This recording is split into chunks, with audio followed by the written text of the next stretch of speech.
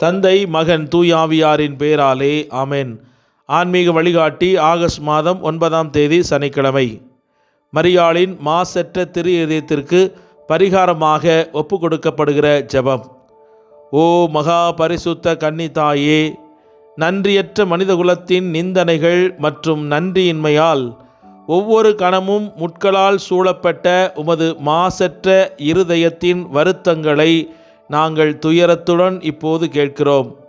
உம்மை எங்கள் தாயாக நேசிக்கவும் உமது மாசற்ற இருதயத்திற்கு உண்மையான பக்தியை ஊக்குவிக்கவும் நாங்கள் தீவிர விருப்பத்தால் தூண்டப்படுகிறோம். ஆகையால் மக்கள் உங்களுக்கு ஏற்படுத்தும் குறைகளுக்காக நாங்கள் உணரும் துக்கத்தை வெளிப்படுத்தவும், அவர்கள் செய்யும் குற்றங்களுக்கு எங்கள் ஜெபங்கள் மற்றும் தியாகங்கள் மூலம் பரிகாரம் செய்யவும் நாங்கள் உங்கள் முன் மண்டியிட்டு மன்றாடுகிறோம். அவர்களுக்காகவும் எங்களுக்காகவும் இவ்வளவு பாவங்களுக்கு மன்னிப்பை பெறுங்கள்.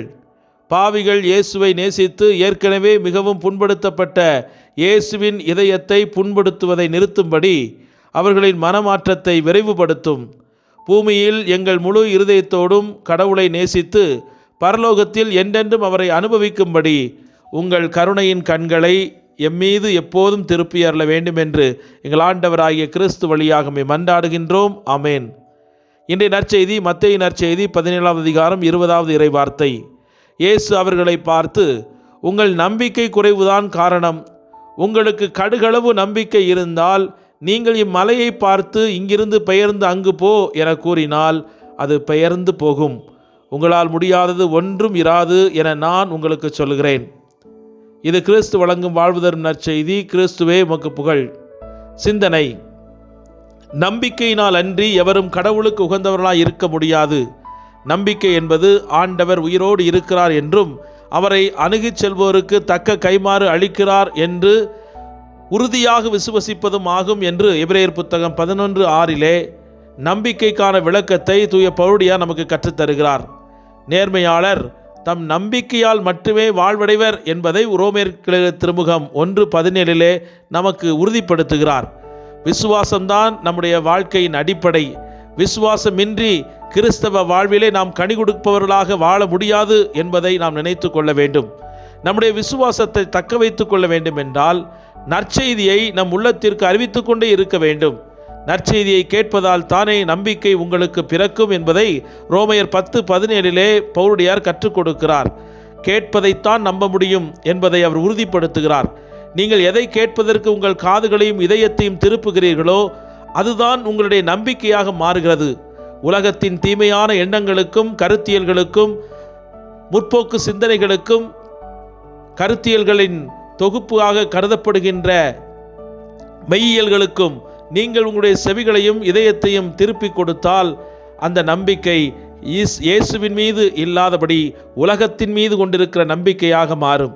ஆகவே நம்பிக்கையினால் தூண்டப்பட்டு வாழ, புனித வாழ்வு வாழ கன்னி மரியாளை நம்முடைய முதற் அடையாளமாக, முதல் சீடத்தியாக கடவுளால் தேர்ந்து கொள்ளப்பட்ட அவருடைய முன் உதாரணத்தை நம்முடைய உதாரணமாக கொண்டு வாழ இன்று திருச்சபை நமக்கு அழைப்பு விடுக்கிறது.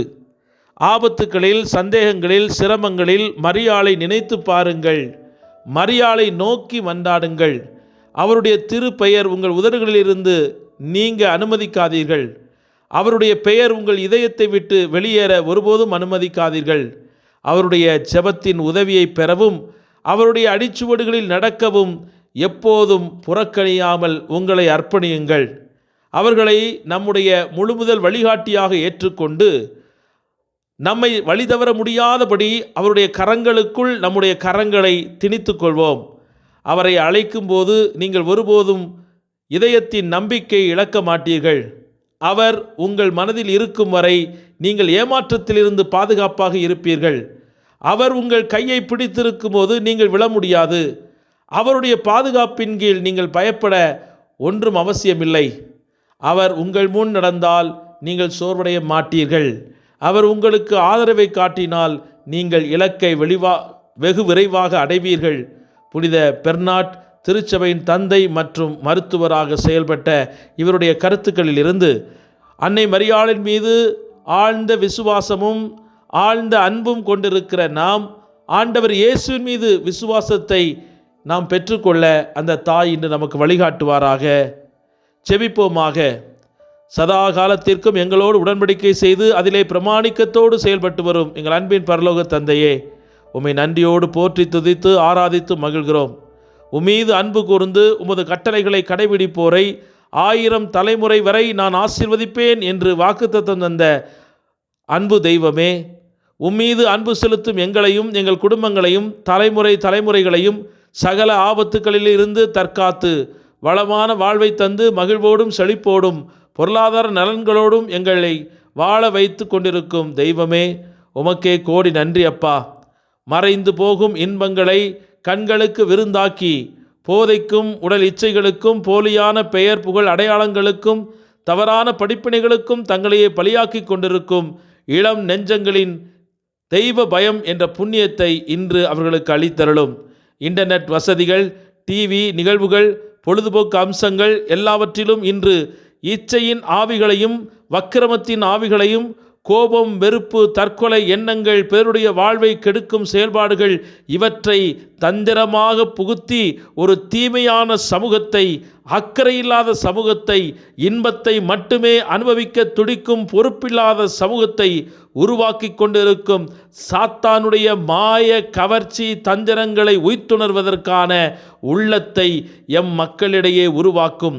பரிசுத்த கன்னிமரியாவின் அடிச்சுவடுகளை பின்பற்றி கற்பு, ஏழ்மை, கீழ்ப்படிதல் என்னும் புண்ணியங்களில் நாங்களும் எங்கள் குடும்பத்து உறுப்பினர்களும் விளங்கி அந்த தாய் எப்படி கடவுளின் வார்த்தையை விசுவசித்து அது நடக்கும் என்று நம்பி இருந்தாலோ அதேபோல கடவுளால் இயலாதது இந்த உலகத்தில் ஒன்றுமே இல்லை என்ற வார்த்தைகளை நாங்களும் நம்பி எங்கள் குடும்பங்களில் இன்று ஆண்டவர் வியப்புக்குரிய ஆச்சரியமூட்டுகிற காரியங்களை யோபுவின் வாழ்க்கையில் செய்து 2 மடங்கான ஆசீர்வாதத்தை அவர் பெற்று இந்த உலகத்திற்கு சாட்சியாய் மாறியதைப் போல எங்கள் குடும்பங்களும் இன்று இழந்து தவிக்கும் அத்துணை ஆசீர்வாதங்களையும் திரும்ப பெற்று எந்த இடத்தில் வீழ்ந்தோமோ அவமானப்பட்டோமோ அதே இடத்திலே ஆண்டவர் எங்களை தலை நிமிர வைத்து 2 மடங்கான ஆசீர்வாதத்தை எங்களுக்கு கொடுத்து உயர்த்துவார் என்று உறுதியான நம்பிக்கையோடு உம்மிடத்தில் மன்றாடுகிறோம்.